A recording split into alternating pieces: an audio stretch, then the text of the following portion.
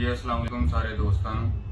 जिस तरह के सूज का सीजन ਜਿਹੜਾ ਹੈ ਕਰੀਬ ਹੀ ਹੈ ਤੇ ਅਕਸਰ ਔਕਾਤ ਕੇਜ ਦੇ ਵਿੱਚੋਂ ਖੁੱਡੇ ਚੋਂ ਫੜਦੇ ਆ ਕਬੂਤਰਾਂ ਦੇ ਪਰ ਟੁੱਟ ਜਾਂਦੇ ਨੇ ਜਾਂ ਫਿਰ ਕੋਈ ਲਗੜਬਾਜ਼ ਬੈਰੀ ਪੈਂਦਾ ਫਿਰ ਟੁੱਟ ਜਾਂਦੇ ਨੇ ਜਾਂ ਕੋਈ ਰਾਤ ਰਹਿ ਗਿਆ ਪਰਿੰਦਾ ਕੋਈ ਪਕੜਨ ਦੀ ਕੋਸ਼ਿਸ਼ ਕਰਦਾ ਉਹਦੇ ਪਰ ਬ੍ਰੇਕ ਹੋ ਜਾਂਦੇ ਨੇ ਤੇ ਅਕਸਰ ਦੋਸਤ ਬੜੇ ਪਰੇਸ਼ਾਨ ਹੁੰਦੇ ਨੇ ਕਿ ਸਾਡੇ ਕਬੂਤਰ ਦਾ ਜਿਹੜਾ ਅੱਛਾ ਕਬੂਤਰ ਸੀ ਉਹਦੇ ਪਰ ਟੁੱਟ ਗਏ ਨੇ ਤੇ ਇਹਨੂੰ ਅਸੀਂ ਕਿਸ ਤਰ੍ਹਾਂ ਉਡਾਵਾਂਗੇ। ਇਹ ਦੇਖੋ ਇਹ ਮਿਸਾਲ ਦੇ ਤੌਰ ਤੇ ਮੈਂ ਤੁਹਾਨੂੰ ਇੱਕ ਚੀਜ਼ ਦਿਖਾਉਣ ਲੱਗਾ। ਇਹ ਕਬੂਤਰ ਦੇ ਅਸੀਂ ਪਰ ਜਿਹੜੇ ਨੇ ਨਾ ਖੁਦ ਤੋੜੇ ਨੇ। ਫਾਦ ਹੈ ਵੀ ਪਰ ਇਹਦਾ ਤੋੜਦੇ ਪਹਿਲੇ ਵਾਲਾ ਵੀ ਪੂਰਾ ਮੜੋੜਦੇ ਠੀਕ ਹੈ। ਇਹ ਬਾਕੀ ਵੀ ਪਰ ਤੁਸੀਂ ਦੇਖ ਲਓ ਕਿ ਕਿੰਨੀ ਬੁਰੀ ਹਾਲਤ ਹੈ ਇਹਨਾਂ ਪਰਾਂ ਦੀ ਤੇ ਇਹਨਾਂ ਪਰਾਂ 'ਚ ਕਬੂਤਰ ਉੜ ਨਹੀਂ ਸਕਦਾ। ਹੁਣ ਅਸੀਂ ਇਹਨੂੰ ਠੀਕ ਕਰਾਂਗੇ ਇਨਸ਼ਾਅੱਲਾ ਤਾਲਾ। ਇਹ ਗਰਮ ਪਾਣੀ ਇਹ ਜਿਹੜਾ ਪਰਿੰਦਾ ਸਾਡਾ ਇਹ ਪਰਵਾਜ਼ਾਂ 'ਚ ਚੜਿਆ ਹੈ ਇਹ ਉੜਦਾ ਪਿਆ ਇਹਨੂੰ ਰੰਗ ਲੱਗੇ ਹੋਏ ਨੇ।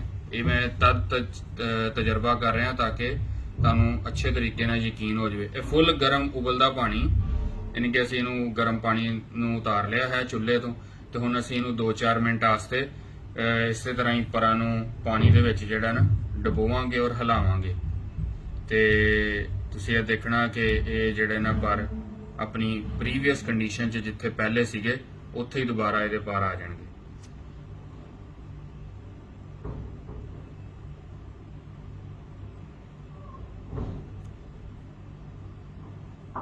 चलो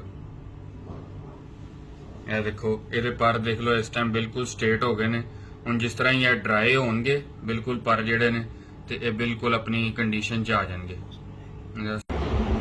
ਇਹ ਦੇਖੋ ਜੀ ਸਾਰੇ ਇਹ ਹੁਣ ਤਕਰੀਬਨ ਡਰਾਈ ਹੋ ਗਿਆ ਤੇ ਜਿੰਨੇ ਬੁਰੇ ਤਰੀਕੇ ਨਾਲ ਅਸੀਂ ਇਹਦੇ ਪਰ ਮੜੋੜੇ ਸੀ ਈਵਨ ਇਹ ਪਰ ਅਸੀਂ ਤੋੜ ਹੀ ਦਿੱਤਾ ਸੀ ਤੇ ਗੌਰ ਨਾਲ ਦੇਖ ਲਓ ਤੇ ਨਿਸ਼ਾਨ ਤੱਕ ਵੀ ਕੋਈ ਬਾਕੀ ਨਹੀਂ ਹੈ। ਪਰ ਹਲੇ ਗਿੱਲਾ ਹੈ ਤੇ ਇਹ ਪਰ ਖੁਸ਼ਕ ਹੋ ਗਏ ਨੇ ਤੇ ਬਿਲਕੁਲ ਆਪਣੀ ਅਸਲੀ ਹਾਲਤ 'ਚ ਆ ਗਏ ਨੇ। ਕੋਈ ਇਹਨਾਂ 'ਚੋਂ ਪਰ ਮੁੜਿਆ ਤੁੜਿਆ ਨਹੀਂ ਹੈਗਾ।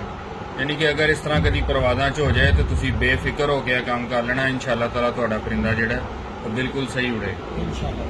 ਬਹੁਤ ਸ਼ੁਕਰੀਆ।